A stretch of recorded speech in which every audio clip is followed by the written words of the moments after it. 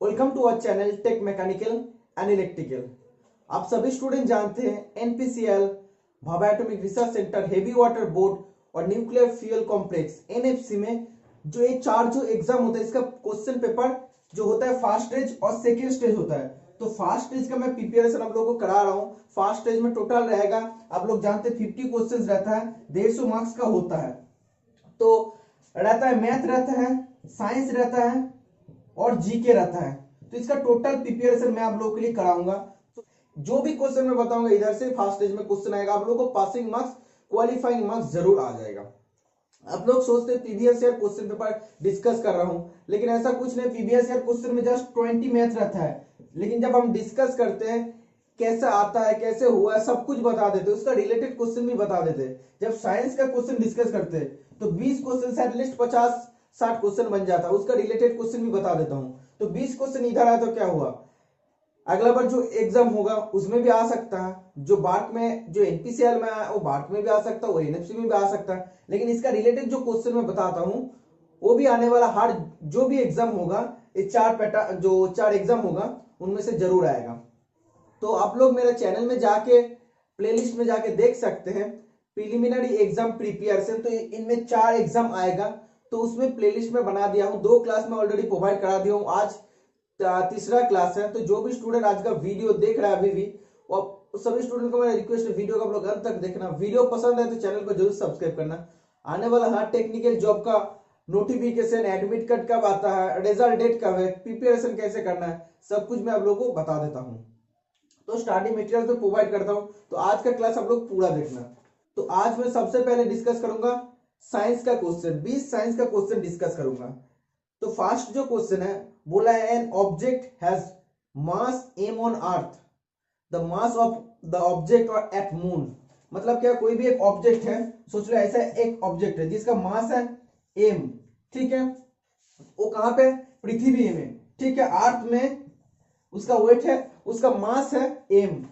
जब बोला है मून में जाएगा, चांद में जाएगा, मून में जाने के बाद इसका मास क्या होगा, तो हम लोग जनरली जानते हैं, एक चीज जानते हैं कि m/6 हो जाता है।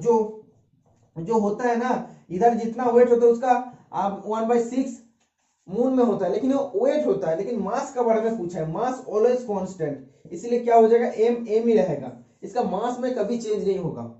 तो मास और वेट के बीच में डिफरेंस हम लोग को जानना चाहिए, मास और वेट। तो मास और वेट मतलब क्या, मास ऑलवेज कांस्टेंट रहता है, ठीक है। ये वेट वेरी हो सकता है, जहां पे जी का वैल्यू कम होगा उधर वेट कम होगा, ज्यादा होगा तो वेट भी ज्यादा होगा, ठीक है। तो वेट वेरी कर सकते हैं, लेकिन ये कांस्टेंट रहता है। और इसको हम लोग कैसे मेजर करते हैं, हम लोग नॉर्मल नॉर्मल बैलेंस से हम लोग मेजर करते हैं, ठीक है, नॉर्मल बैलेंस से, ठीक है। और इसमें क्या करते हैं, वेट को मेजर करने के लिए हम लोग को स्प्रिंग बैलेंस यूज करना चाहिए, स्प्रिंग बैलेंस, ठीक है। तो इसका मास का क्या क्या यूनिट होता है, किलोग्राम्स, ग्राम्स होता है, ठीक है। लेकिन वेट का क्या यूनिट होता है, न्यूटन होता है, ठीक है। और आप लोग को ये एक चीज जानना चाहिए, मास मास होता है स्केलर क्वांटिटी, ठीक है। इसका मैग्नीट्यूड है लेकिन डायरेक्शन नहीं है, ठीक है। तो आप लोग को जानना चाहिए, जो भी कोई भी यूनिट का अगर मैग्नीट्यूड और डायरेक्शन दोनों रहेगा उसको वेक्टर क्वांटिटी बोलता है। लेकिन इसका सिर्फ मैग्नीट्यूड है लेकिन डायरेक्शन नहीं है, इसलिए ये हो जाएगा स्केलर क्वांटिटी, ठीक है। और अगर हम बात करते हैं वेट का, तो वेट क्या हो जाता, वेट हो जाता वेक्टर क्वांटिटी, ठीक है। क्योंकि इसका मैग्नीट्यूड भी रहता है, मान भी रहता है, और ये क्या, डायरेक्शन भी रहता है टुवर्ड्स द सेंटर, ठीक है। तो डायरेक्शन और मैग्नीट्यूड दोनों रहता है, इसलिए ये हो जाता वेक्टर क्वांटिटी। तो कभी कभी इस क्वेश्चन आ भी सकता कि मास क्या होता है, स्केलर क्वांटिटी, वेक्टर क्वांटिटी, तो बोलना पड़ेगा स्केलर क्वांटिटी होता है। तो इसका क्या रहता है, मैग्नीट्यूड रहता है, क्या नहीं रहता, डायरेक्शन नहीं रहता है, ठीक है। तो इस टाइप का क्वेश्चन है कि इसको मास को हम लोग कैसे मेजर करते हैं, वेट को हम लोग कैसे मेजर करते हैं, इसका यूनिट क्या होता है, न्यूटन होता है। और जो वेट जो होता है, वेट का फॉर्मूला क्या होता है, एम इंटू जी, मास इंटू ग्रेविटी, ग्रेविटेशन, ठीक है। आप लोग को जानना चाहिए, तो ये होता है न्यूटन का बराबर, फोर्स का बराबर, ठीक है। फोर्स जितना होता है उतना, तो इसका यूनिट हो जाता है न्यूटन। तो एक क्वेश्चन से कितना क्वेश्चन मैं आप लोगों को बता दिए, ये आप बताया, ठीक है। इसके बाद next question, the most abundant gas found in atmosphere is, atmosphere में सबसे ज्यादा कौन सा गैस मिलता है? सबसे ज्यादा मिलता है नाइट्रोजन। ठीक है, नाइट्रोजन कितना परसेंटेज मिलता है? 78% मिलता है। ठीक है, इसका बाद कौन सा गैस मिलता है? तो ऑप्शन का हिसाब से इसका राइट आंसर हो जाएगा नाइट्रोजन। ठीक है, लेकिन नाइट्रोजन से कम कौन सा गैस मिलता है? ऑक्सीजन मिलता है 21% अप्रोक्स। इसका बाद कौन सा रहता है? इसका बाद रहता है आर्गन, जो इनर्ट गैस बोलते हैं 0.9%। इसका बाद रहता है कार्बन डाइऑक्साइड 0.03%। ठीक है, तो ये चीज आप लोग को याद रहना चाहिए। इसका बाद और एक जो क्वेश्चन बनता है, जो कार्बन डाइऑक्साइड है CO2, तो इसका दूसरा नाम क्या होता है? इसको ड्राई आइस भी बोलते हैं। तो कभी कभी बोलते हैं ड्राई आइस किसको बोलता है? तो CO2 को बोलता है, सॉलिड CO2 को। ठीक है, ठोस कार्बन डाइऑक्साइड को बोलता है ड्राई आइस। इसके बाद next question, which metal remains liquid at normal ambient temperature? कौन मेटल जो नॉर्मल एम्बिएंट टेम्परेचर में लिक्विड अवस्था में रहता है? मतलब कौन सा एक मेटल है जो नॉर्मल एम्बिएंट टेम्परेचर में तरल अवस्था में रहता है? तो कौन सा मेटल होता है? जैसे लिथियम, मैग्नीशियम, जिर्कोनियम, मरकरी। तो इसका राइट आंसर हो जाएगा मरकरी। तो मरकरी एक होता है मेटल, फिर भी ये रहता है किस में रहता है? लिक्विड अवस्था में। ठीक है, लिक्विड अवस्था में रहता है। तो आप लोग को ये चीज जानना चाहिए। और एक क्वेश्चन होता है कि मरकरी को हम लोग थर्मोमीटर में क्यों यूज करते हैं? क्यों यूज करते हैं? इसका बॉइलिंग पॉइंट भी ज्यादा होता है। ठीक है, बॉइलिंग पॉइंट ज्यादा होता है। और क्या होता है?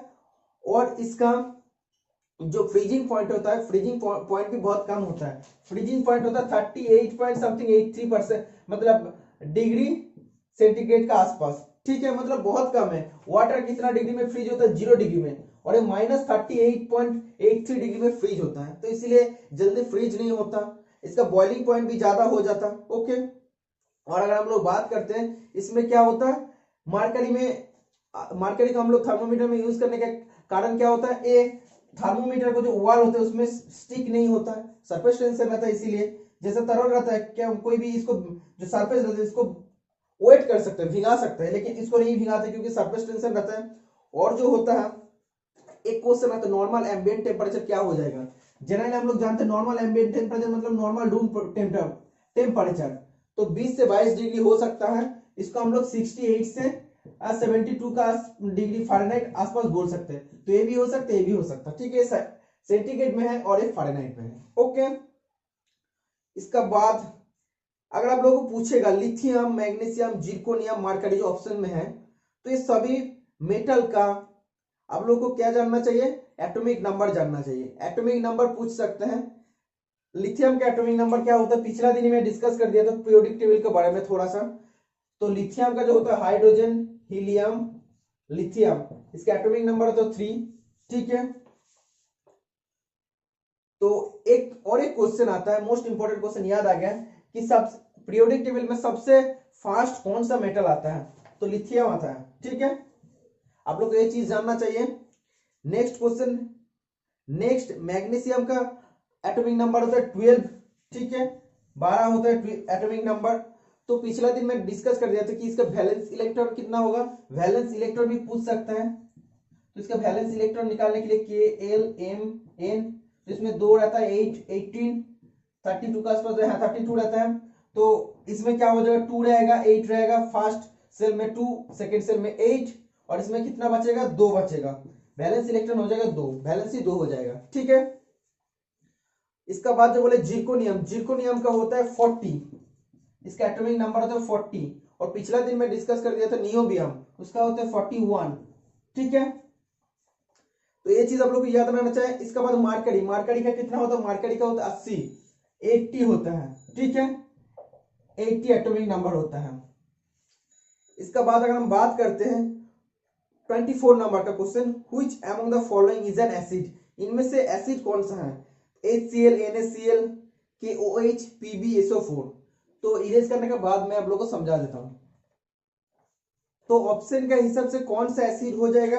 HCl हो जाएगा। ठीक है, तो HCl का फुल फॉर्म क्या होता है? Hydrochloric acid. ठीक है, और एक क्वेश्चन आ सकता है HCl का दूसरा नाम क्या होता है? मतलब इसका और एक नाम होता है जिसको बोलते हैं म्यूरिएटिक एसिड। Muriatic acid. ठीक है, तो ये चीज आप लोग को जानना चाहिए, म्यूरिएटिक एसिड किसको बोलता है, क्वेश्चन में आ सकता है, तो HCl को बोलता है। ठीक है, तो इसमें क्या होता है, H प्लस Cl माइनस होता है। ठीक है, तो अगर हम बात करते हैं तो क्वेश्चन आता है हम लोग का स्टोमक में, पाकस्थली में कौन सा एसिड उत्पन्न होता है, प्रोड्यूस होता है, HCl होता है। ठीक है, तो ये जानना चाहिए, हाइड्रोक्लोरिक एसिड उत्पन्न होता है, इसीलिए ज्यादा देर तक हम लोग को खाली पेट में नहीं रहना चाहिए। ये HCl गैस हम लोग का पेट में, पाकस्थली में, स्टोमक में उत्पन्न होता है। ओके, NaCl ये क्या होता है, NaCl तो ये होता है, आप देख सकते हैं Na plus Cl minus salt होता है। ठीक है, तो इसमें क्या होता है सोडियम, आप देख सकते हैं इसको बोलते हैं सोडियम क्लोराइड। ठीक है, सोडियम क्लोराइड RiDe, तो इसको टेबल सॉल्ट भी बोल सकते हैं। ठीक है, तो टेबल सॉल्ट किसको बोलता है, इसको बोलता है।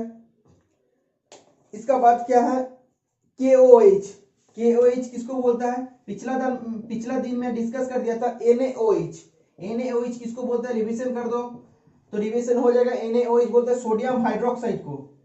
ये क्वेश्चन पूछेगा, अभी लग रहा है कि नहीं एक्स्ट्रा क्वेश्चन जानना नहीं चाहिए, लेकिन ये क्वेश्चन एक एक करके एग्जाम में पूछेगा।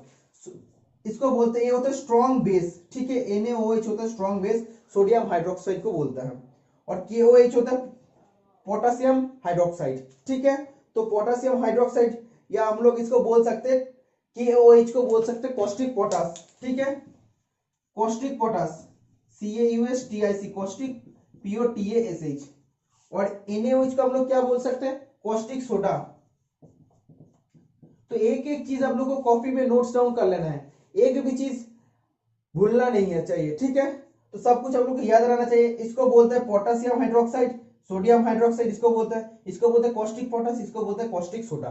ठीक है, ये होता है टोटली बेस होता है, और ये होता है एसिड NaCl, और ये होता है HCl होता है एसिड, ये होता है सॉल्ट। ठीक है, तो और एक क्वेश्चन आता है आप लोग को जानना चाहिए, तो इसका बाद हम डिस्कस कर देते हैं PbSO4। तो PbSO4 मतलब क्या, लेड सल्फेट।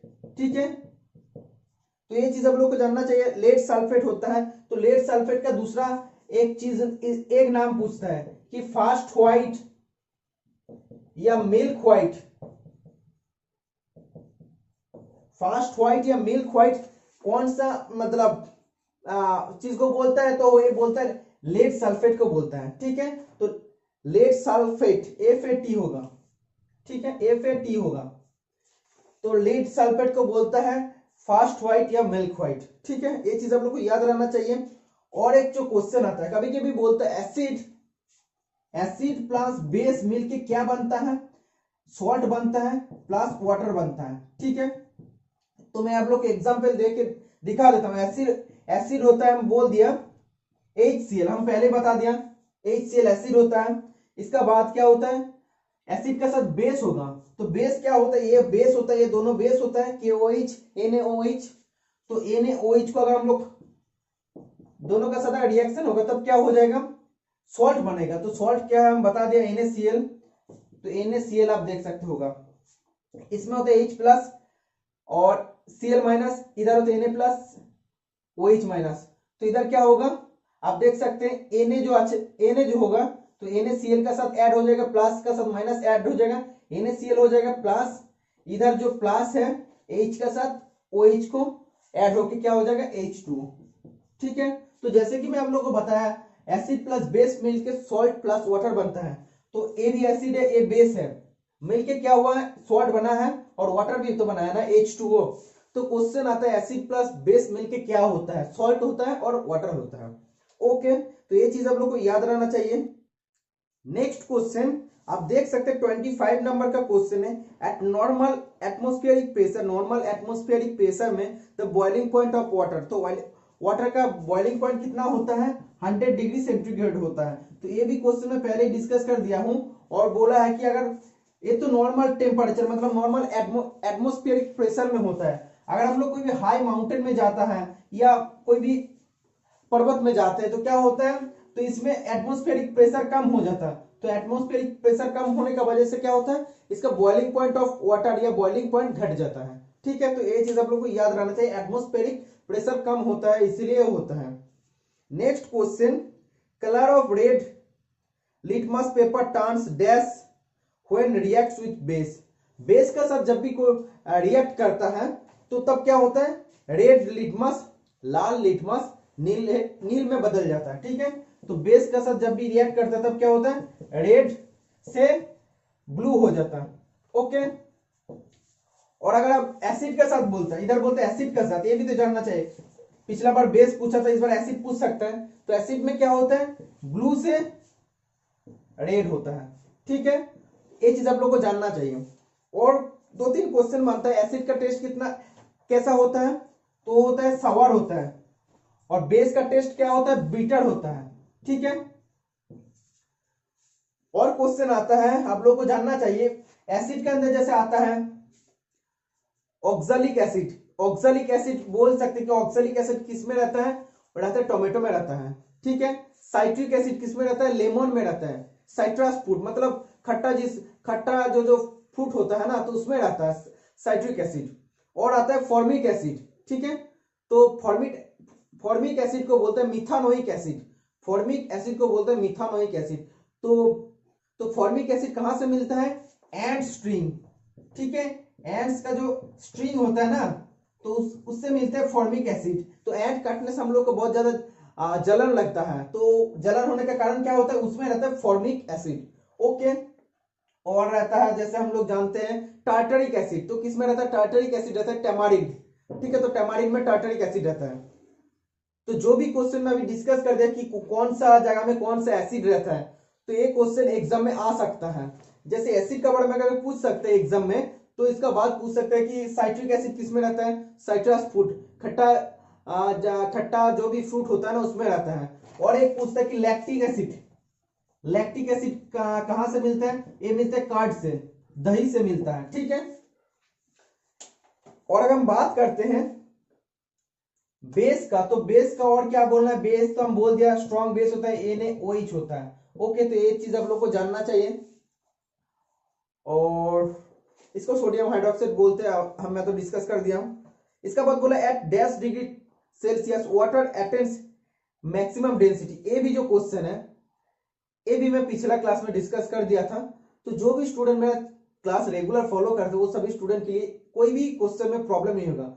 मैं आप लोगों का रिस्पॉन्सिबिलिटी ले लिया हूं कि फर्स्ट स्टेज में पास कराना मेरा रिस्पॉन्सिबिलिटी है। आप लोग का कोई भी प्रॉब्लम नहीं होगा। 60%, 40% और 30% जो मार्क्स लाना है, मैं आप लोग को गारंटी देता हूं आप लोग पास हो जाएंगे। सिर्फ जैसे मैं रेगुलर क्लास ले रहा हूं, आप लोग वैसे रेगुलर क्लास को फॉलो करते रहना। जब भी मैं वीडियो अपलोड करूंगा तब भी वीडियो को देख लेना टाइम बचा के। ठीक है, इसका बाद जो बोला है कौन सा डिग्री सेंटीग्रेड में या कौन सा डिग्री सेल्सियस में वाटर का मैक्सिमम डेंसिटी होता है, तो 4 डिग्री सेंटीग्रेड में। ठीक है, 4 डिग्री सेल्सियस में वाटर का डेंसिटी सबसे ज्यादा होता है। तो ये क्या होता है, 4 डिग्री सेंटीग्रेड में डेंसिटी क्या होता है, 1 ग्राम पर सेंटीमीटर क्यूब होता है। तो इसको हम लोग ऐसे भी बोल सकते हैं, जब SI में कन्वर्ट करेंगे तब हो जाएगा किलोग्राम पर मीटर क्यूब। ठीक है, तो 1 ग्राम पर सेंटीमीटर क्यूब भी बोल सकते हैं। अगर ऐसे में पूछेगा तो हम लोग बोल सकते हैं 1000 kg पर मीटर क्यूब। ठीक है, ये चीज आप लोग को जानना चाहिए। और बाकी जब भी बोलते हैं कि इसका टेम्परेचर मतलब डिग्री सेंटीग्रेड बोला है, तो जब भी टेम्परेचर बढ़ते जाएगा, टेम्परेचर अगर बढ़ेगा तो डेंसिटी में क्या होगा, डेंसिटी कम हो जाएगा। ठीक है, टेम्परेचर बढ़ने से, ये चीज आप लोग को याद रहना चाहिए। Next question, electrons carry dash charge. Electron कौन सा चार्ज कैरी करता है, तो हम लोग जानते हैं नेगेटिव चार्ज कैरी करता है। तो इसका वैल्यू क्या होता है, 1.602 इंटू 10⁻19। ठीक है, तो माइनस होता है, तो हम लोग बोलते हैं कभी कभी जगह में लिखा रहता है -1 होता है, तो ये भी होता है कि, लेकिन इसके एग्जैक्ट जो होता है ये होता है -1.602 इंटू 10⁻19। ओके, प्रोटॉन का पूछता तो सिर्फ इसका माइनस का जगह ये प्लस हो जाता है, बाकी चीज सेम रहता है। ठीक है, और ऐसा भी बोल सकता है +1 भी कभी कभी दिया रहता है, तो दोनों सेम है। ये होता है अप्रॉक्स और ये होता है एग्जैक्ट। ठीक है, नेक्स्ट क्वेश्चन, तो पिछला क्लास में मैं डिस्कस कर दिया था इसका चार्ज, तीनों का चार्ज के बारे में मैं डिस्कस कर दिया था, मास के बारे में भी डिस्कस कर दिया। तो वो वाला आप लोग एक बार चार्ट देख लेना, उधर से क्वेश्चन आएगा। जैसे कि ये 2 पेपर है, पिछला वाला पेपर में भी आया था, इस बार में भी आया है, तो आप लोग प्लीज एक बार देख लेना। इसका बाद बोला है कि which of the following contents maximum number of atoms, इनमें से जो जो दिया है जैसे 18 ग्राम H2O, 18 ग्राम O2, 18 ग्राम CO2, 18 ग्राम CH4, तो इनमें से जो चार ऑप्शन है तो किसका सबसे ज्यादा एटम है, मैक्सिमम नंबर ऑफ एटम। तो आप देख सकते हैं पहले का अगर बात करेंगे तो पहले में कितना एटम है, H2O, मतलब कितना है H2, एक दो है और एक है, तीन है, ठीक है, 2 + 1 है, 3 है, तीन एटम है। इसका बाद अगर हम बात करें तो O2 में कितना है, सिर्फ दो है, दो एटम है, इसीलिए तो 2 है ना। इसका बाद CO2 तो एक है और दो है, तो 1 + 3 कितना हो जाएगा, 4 हो जाएगा। और इसका बाद अगर हम बात करते हैं CH4, जिसको बोलते हैं मीथेन, ठीक है, जिसको मार्स गैस भी बोलते हैं, आप लोग को याद रहना चाहिए मीथेन को मार्स गैस भी बोलते हैं। ओके, इसका क्या उतना होता है 1, इसका होता है, इसका क्या होता है 1 + 4 क्या हो जाएगा 5। तो मैक्सिमम नंबर ऑफ एटम किस में रहता है, CH4, 18 ग्राम CH4 में सबसे ज्यादा मैक्सिमम नंबर ऑफ एटम रहता है, ठीक है। Next question, ohm is denoted by the symbol of, ohm को कैसे डिनोट करते हैं, तो इस सिंबल से हम लोग डिनोट कर सकते हैं, ठीक है। तो ohm is the unit of resistance, आप लोग को याद रहना चाहिए। ओके,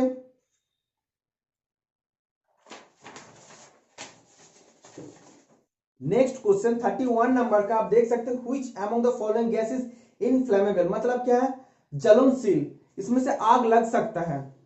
तो हम लोग जानते हैं ऑप्शन के हिसाब से इसका राइट आंसर हो जाएगा N2 है, मतलब nitrogen, oxygen, carbon dioxide, H2। हम लोग जानते हैं कार्बन डाइऑक्साइड नहीं होगा, क्योंकि कार्बन डाइऑक्साइड आग बुझाने के लिए यूज होता है। क्लास डी फायर जो होता है, इलेक्ट्रिक फायर को बुझाने के लिए CO2 यूज होता है, तो ये क्या होता है H2 होता है, ठीक है, ये जलनशील होता है। लेकिन और एक क्वेश्चन होता है सपोर्टर ऑफ फायर, कौन सा गैस को बोलते हैं, तो ऑक्सीजन को बोलता है, ठीक है। जब भी हम लोग ऑक्सी एसिटिलीन गैस करते हैं, गैस वेल्डिंग करते हैं, तब क्या होता है, ऑक्सीजन सपोर्ट करता है, ये अगर नहीं रहता तो ऑक्सी एसिटिलीन गैस नहीं होता है, ठीक है। जैसे oxy acetylene, oxy hydrogen, oxy coal, oxy जो भी होता है, तो वो कभी नहीं होता। तो ऑक्सीजन को बोलते हैं सपोर्टर ऑफ फायर, क्योंकि आप लोग जानते हैं फायर ट्रायंगल जो होता है ना, तो इसमें एक रहता है फ्यूल, ये फायर है, हीट एंड ऑक्सीजन, ठीक है, मतलब कि तीनों चीज आप लोग को रहना चाहिए, अगर एक भी मिसिंग हो जाएगा तो आग नहीं लगेगा। तो ऑक्सीजन होता है सपोर्टर ऑफ फायर, और CO2 क्या होता है, आग बुझाने के लिए यूज होता है। नाइट्रोजन का तो ऐसा कुछ नहीं है, लेकिन H2 जो होता है, हाइड्रोजन जो होता है, हाइड्रोजन को ज्वलनशील गैस या हम लोग इनफ्लेमेबल गैस बोल सकते हैं, क्योंकि आप लोग जानते हैं जो गैस बैलून होता है, गैस बैलून में हम लोग जनरली कौन सा दो गैस यूज करते हैं, हीलियम एंड हाइड्रोजन। तो इन दोनों में से अगर ऑप्शन में रहेगा तो कौन सा हम लोग यूज करते हैं, हीलियम यूज करते हैं, क्योंकि हम लोग को कौन सा गैस यूज करना चाहिए, जो एयर से भी हल्का होगा, तभी तो ऊपर में जाएगा ना बैलून। तो हीलियम एयर से बहुत हल्का है, इसीलिए क्या होगा, हीलियम को हम लोग यूज करते हैं। लेकिन हाइड्रोजन को भी यूज कर सकते थे, लेकिन हाइड्रोजन गैस में क्या होता है, ये होता है इनफ्लेमेबल, मतलब इसमें से आग लग जाता है, इसीलिए हाइड्रोजन गैस को हम लोग स्किप कर देते हैं, इसीलिए इसका राइट आंसर हो जाएगा हीलियम, ठीक है। तो गैस बैलून में हम लोग कौन सा गैस यूज करते हैं, अगर ऑप्शन में हीलियम नहीं रहेगा तब H2 को सिलेक्ट करना, लेकिन दोनों रहेगा तो helium is the most important gas for मतलब मेकिंग गैस बैलून, ठीक है। तो ये चीज आप लोग को याद रहना चाहिए। नेक्स्ट क्वेश्चन 32 नंबर का, speed of light in vacuum, vacuum में लाइट का स्पीड कितना होता है। तो ये जो क्वेश्चन है पिछला दिन ही आप लोगों को मैं डिस्कस कर दिया था, एक क्वेश्चन नहीं था, प्रीवियस ईयर क्वेश्चन पे जब डिस्कस कर रहा था 20 क्वेश्चन ऐसे डिस्कस कर रहा था, लेकिन मैं एक्स्ट्रा क्वेश्चन आप लोगों को बता दिया था कि ये आ सकता है।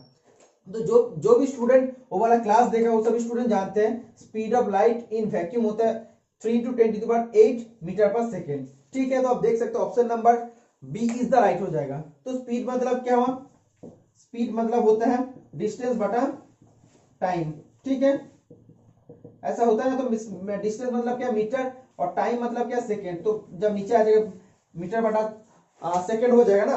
तो अगर पूछता कि वेलोसिटी क्या है, तो वेलोसिटी इज इक्वल टू हो जाएगा डिस्प्लेसमेंट बटा टाइम।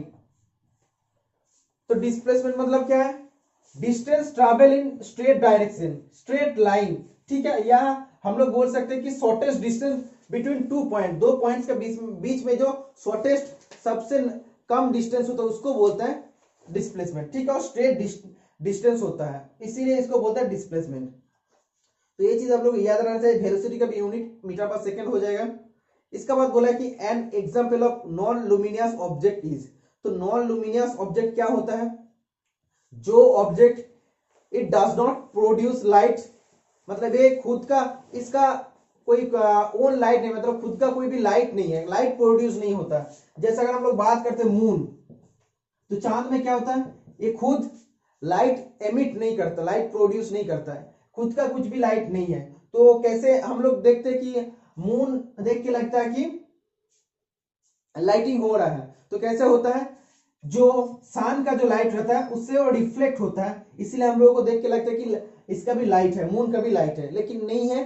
ये मून का कोई भी लाइट नहीं है, सन का जो लाइट होता है उस पर ये रिफ्लेक्ट होता है, इसीलिए वैसा हम लोग को लगता है। जिसका कोई भी ओन या खुद का लाइट प्रोड्यूस नहीं होता उसको बोलते हैं नॉन लुमिनियस बॉडी। और सन क्या होता है? सन में खुद का लाइट, ओन लाइट प्रोड्यूस होता है, इसलिए इसको हम लोग बोलते हैं लुमिनियस बॉडी। ठीक है, जिसका भी होता है लाइट होता है, जैसे हम लोग बात करते हैं बर्निंग कैंडल, मतलब क्या? खुद का तो लाइट है, तो वो भी हो जाएगा लुमिनियस। लाइव इलेक्ट्रिक बल्ब, जो बल्ब अभी जल रहा है, तो वो भी तो खुद का है, उसका लाइट है, तो वो भी लुमिनियस बॉडी है। लेकिन मून का खुद का कोई भी लाइट एमिट नहीं होता, वो सन का लाइट से वो रिफ्लेक्ट होता है। ठीक है, तो moon is the right answer, non luminous object is moon. Next question, chemical formula of sodium. तो डेली में आप लोगों को डिस्कस कर देता हूं कि केमिकल फॉर्मूला आप लोगों को जानना चाहिए। केमिकल फॉर्मूला क्या होता है? जो केमिकल सिंबल क्या होता है, सिंबल पूछा है, सोडियम का बोला है, तो ये होता है Na। तो कभी कभी एटॉमिक नंबर भी पूछ लेता है, तो तब हो जाता है 11। ठीक है, तो ये आप लोग को जानना चाहिए। इसका बाद आप देख सकते हैं जो लिखा है SI, SI किसका केमिकल सिंबल है? तो SI होता है सिलिकॉन का केमिकल सिंबल, जिसका एटॉमिक नंबर होता है 14। ठीक है, इसका बाद जो बोला Hg, मरकरी, मरकरी का एटॉमिक नंबर 80 होता है, तो इसको हम लोग Hg से डिनोट करते हैं। ठीक है, जैसे टंगस्टन होता है जिसको हम लोग W से डिनोट कर सकते हैं, तो करते हैं, तो इसको बोलते हैं केमिकल सिंबल। तो ये आप लोग को याद रहना चाहिए। जैसे Sn, टीन को बोलता है Sn, जिसका एटॉमिक नंबर होता है 50। तो ये चीज आप लोग को याद रहना चाहिए, एटॉमिक नंबर भी पूछेगा, केमिकल सिंबल भी पूछेगा। ठीक है, केमिकल फॉर्मूला भी पूछ सकते हैं, जैसे NaCl वगैरह सब कुछ पूछ सकते हैं। तो ये चीज जो भी पॉइंट आ रहा है उसको मैं जितना ज्यादा होता है डिस्कस कर रहा हूं, आप लोग एक एक चीज को कॉपी में नोट डाउन कर लेना।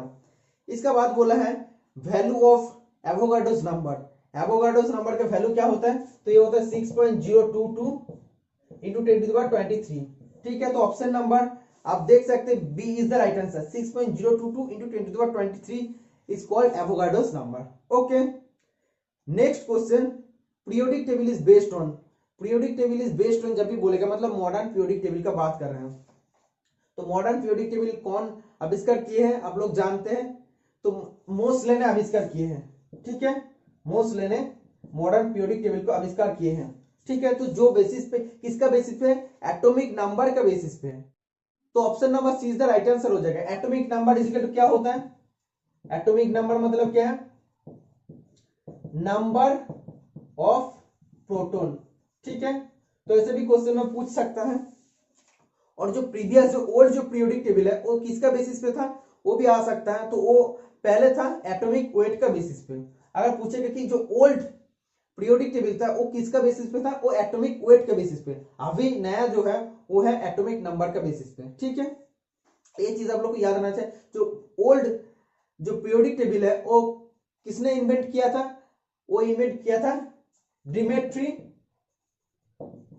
मेंडेलीफ ने। ठीक है, मेंडेलीफ ने,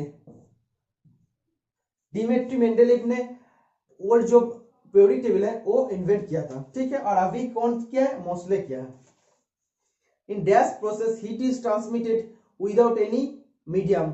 इनमें से कौन सा एक प्रोसेस होता है जिसमें हीट को ट्रांसमिट करने के लिए कोई भी मीडियम का जरूरी नहीं होता, कोई भी मीडियम का जरूरत नहीं पड़ता? तो रेडिएशन जो होता है, रेडिएशन में कोई भी मीडियम का जरूरत नहीं होता। ठीक है, तो हीट ट्रांसफर प्रोसेस 3 टाइप्स का होता है, रेडिएशन, और क्या होता है?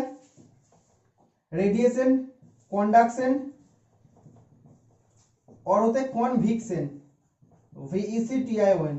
ठीक है, तो कॉन्डक्शन में क्या होता है? सॉलिड टू सॉलिड ट्रांसफर होता है। हीट, ठीक है, solid to solid heat transfer हो जाता है। और कॉन्वेक्शन में क्या होता है, लिक्विड टू लिक्विड, ठीक है, और इसमें कोई भी मीडियम का जरूरत नहीं होता रेडिएशन में। Next question, which one of the following element is metal. ये जो चार एलिमेंट दिया है इनमें से कौन सा मेटल है, तो आप लोग जानते हैं silver is the right answer, ठीक है। तो सिल्वर का जो केमिकल सिंबल होता है क्या होता है, Ag, ओके। इसका एटॉमिक नंबर कितना होता है, 47 होता है। आप लोगों को याद रहना चाहिए इसका एटॉमिक नंबर होता है 47।